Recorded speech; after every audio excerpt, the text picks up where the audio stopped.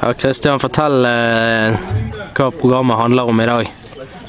I dag skal vi snakke om dyreliv i Uganda. Her da den såkalte mafabiriske øgla. Dette her ja, det er vel ikke, det vi vil kalt for en ungdom. Ikke helt barn, ikke helt voksen ennå. Han har litt igjen å vokse, cirka 1,5 meter. Han har vært funnet seg en mintpastill. Eller et egg.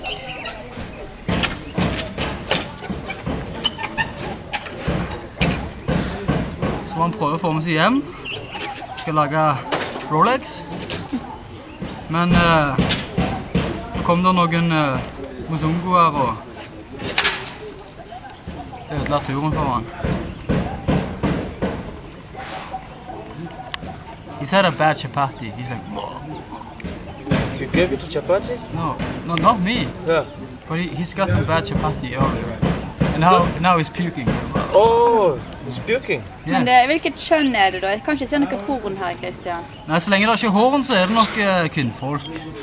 Men det ser du jo liksom på ansiktstrekket med en gang. Biskt beis, det er liksom...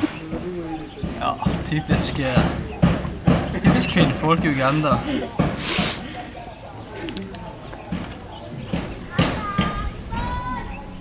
Is he able to walk?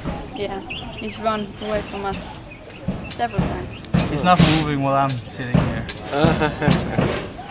He's like the lizard talker. Are you sweating? Me sweating? Yeah. No, it just rained. Behind that building, there was rain. Yeah, very local.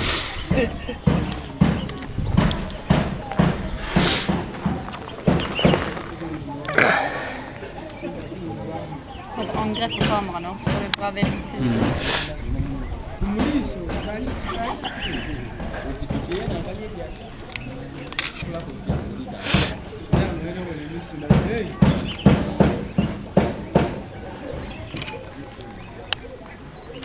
He's threatening us.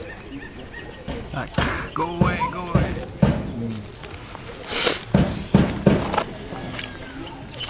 Oi, enda et egg. Ja. Jeg tror han er He's død. threatening you? Yeah. No, I think he's dying. He's dying. No.